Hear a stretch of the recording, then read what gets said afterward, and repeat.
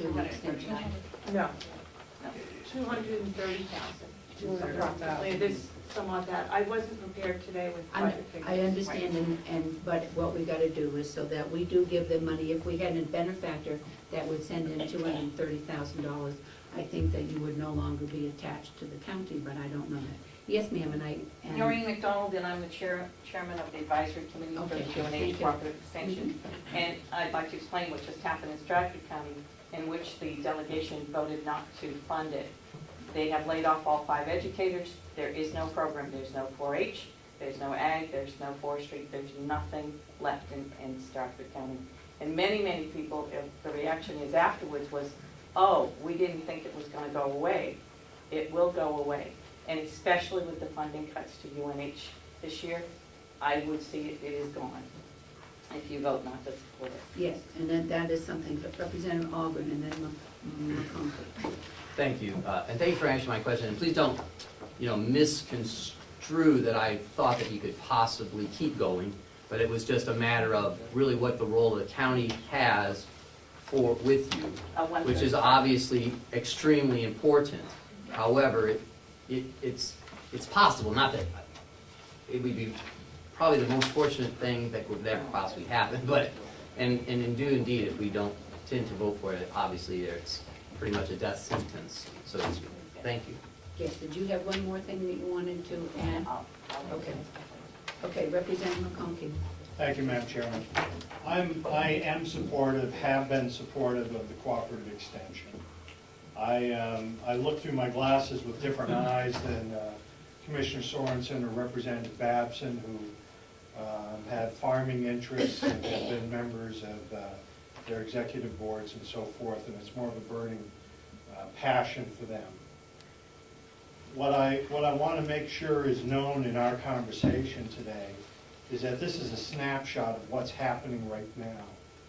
So many times I'm hearing the discussion 4 years ago, 6 years ago, that it was the delegation's position that we were definitely bringing them here.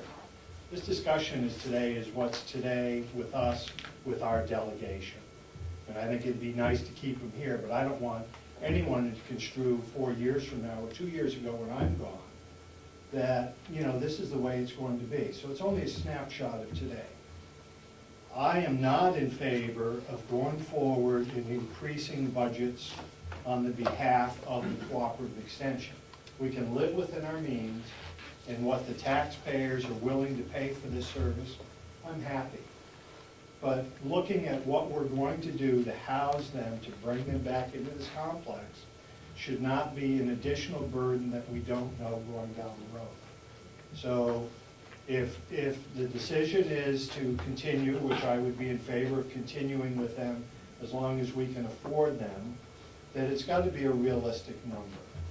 If we're putting in office space, then the money we spend, the money they spend, they should be doing their fair share of paying for electricity, paying for heat, paying for cooling, or any maintenance that they need. So while I'm in favor of them, I'm not in favor of writing a blank check.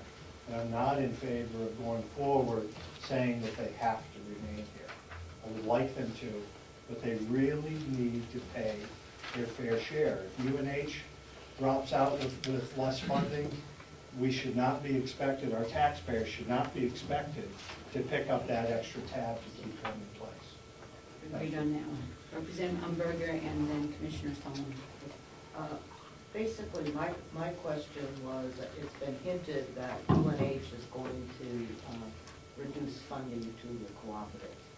And I guess that we certainly, as a convention, need to know what that is. And because if it's a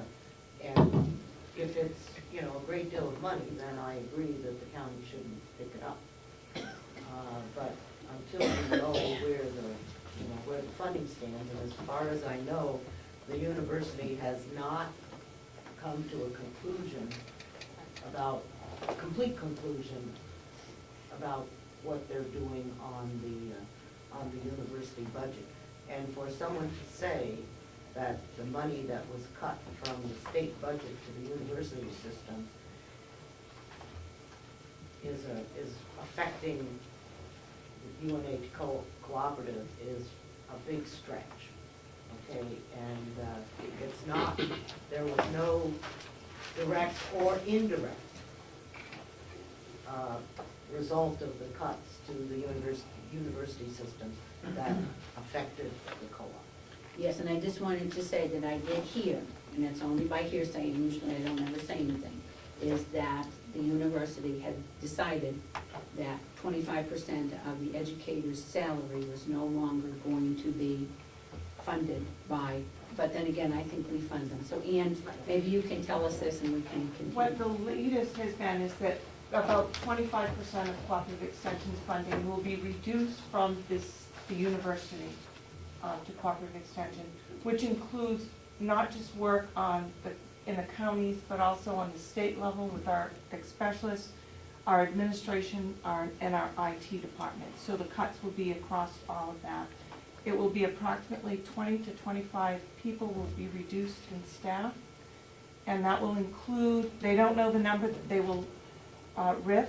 They will actually are doing a separation incentive plan right now with 21 people are eligible to take that. And they don't know the number, so they don't know. They have until June 30th. Then they will know where the reduction in staff comes from. Okay. Yes, go ahead, Ken. Can you tell me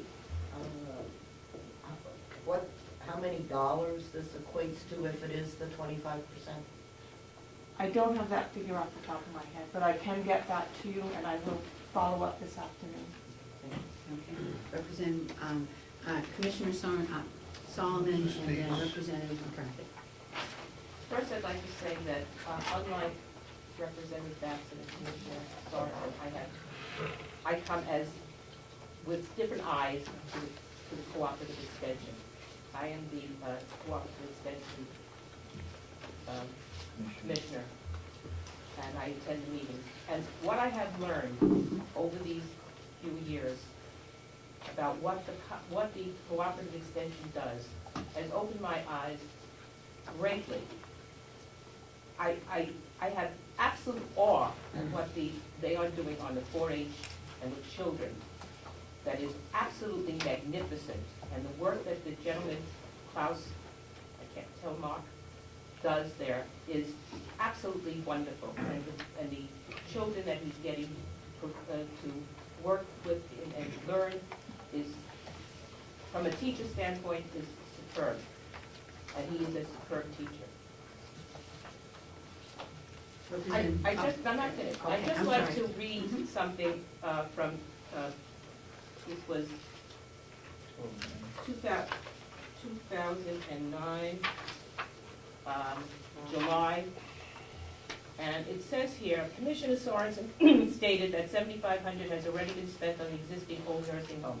The commission has worked with the designer who is looking to take down the wings and save the core building.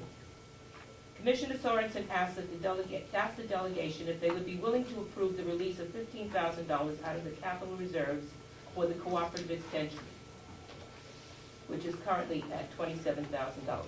Chair Representative Patton advised the delegation that the core of the old nursing home would be renovated for the cooperative extension to move in. Representative Butler advised that previously Cooperative Extension was looking to build a new green building, but the extension was willing to take this as an alternative. Motion. Representative Bridgham made a motion to move $15,000 from UNH Cooperative Extension Capital Reserve account for the purpose of developing and for office space in the cooperative extension, seconded by Representative Fleck. A vote was taken. All in favor. Motion carries. And what was the date of that, Commissioner? July 2009. Okay. All right, And Representative. I have one other, Oh, okay, one go other ahead. point to make. Yeah. If you're going to continually change with every change of the delegation, we will get absolutely nowhere and monies will be expended for no good reason. And in that case, who's going to pay back the taxpayer the $7,000 that you've already paid and said that could be paid for this work that was done by EGA? Representative McCarthy. The way I understand what you just said, Commissioner, that money was for a study. Nothing was said that, yes, we're gonna do this, or we're not gonna do that, we promised we're gonna do this. It was just money that was appropriated to do a study. My second question still remains. Okay. Anybody else want to say anything? Yes, Mr. Maynard. Maynard Thompson, not Mr. Maynard. Thank you. I'm posing this in my personal capacity, not in connection with any other group. Representative McConkey suggested that we should be supporting the extension if we could do so within available finances. With respect, I think that's the wrong way to pose it. The question shouldn't be whether the money is there. The question should be whether this is a legitimate function of government. And that question isn't answered by talking about the wonderful things the group does with cooperative extension. That question is answered by whether it's appropriate to use government's unique ability to coerce money from the citizenry. Only government has that power. To support one activity, farming, for example, over another. Do we say to taxpayers, many of whom don't have a lot of money, well, you have to give up some of your earnings because somebody else has chosen to be a farmer? I think that question answers itself. Last Wednesday, I heard Commissioner Sorensen say that he was very concerned about the fact that because of cuts in the UNH budget, that some of these very talented people, and I grant that they are talented, may have to go out and seek what he called private grants. Well, those private grants are what people in the private sector call earning a paycheck.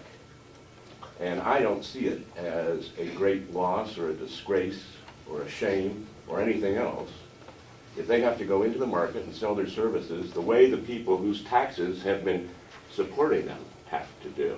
So I hope when you deliberate here over the UNH County Extension, over this building, in every other capacity in which you deliberate, your first question won't be what's it going to cost, but whether is there a principle by which this is a legitimate use of government power? And unless the answer is a very clear yes, then that should end the deliberation regardless of the finances. Thank you. Okay, thank you. Mr. Alvey. And I'm doing this because we're opening it to the public, but it's not going to last for a long time. Okay. In response, and I was going to try to avoid saying anything today other than the issues on the 501c3. In response to Chairman Thompson, I also believe that we need to examine what's appropriately a government function, but that's not your job solely. And I think part of the slippery slope that you might be going down is to make some determination here in this room today about the fate of the cooperative extension without engaging the public. Because it's not a philosophical discussion among a single party of delegates. It is a discussion that should be had with the public. So if you're going to go down the road of removing something from some public benefit that some perceive as a public benefit, then you need to engage the public in some public hearings about it before you do that vote. I agree with Mr. Alvey. Yes, Thank you. All right. Yes. Nan. I'm Sue LaMonica. I live in Tufton Borough. I came here to talk about the nursing home, but I think it all ties together. I definitely support extension. I considered it a part of my children's education when they were in 4-H and the things they learned. And I know I have friends who do canning, and they've called extension to find out about how to proceed to do that safely. I think it's important to more than farmers. And I think that the core building of the nursing home where I worked for 4 years would be an excellent place for it to be. There's a kitchen there. There's a large area room. The sunroom in the front of the building could be an excellent place for them. And the county owns it free and clear. Why would you not use it? Yeah. Representative Merrill. I did have my hand up, but since you called on me. Yeah. I'm just curious about one thing, this conversation. Can somebody tell me what effect, if we eliminated that amount of money, what effect that would have on the tax rate? County tax rate? Oh, 200, is it 230,000 that we sent to you? Yeah. I can tell you. Handy little, and of course, it all depends on what the tax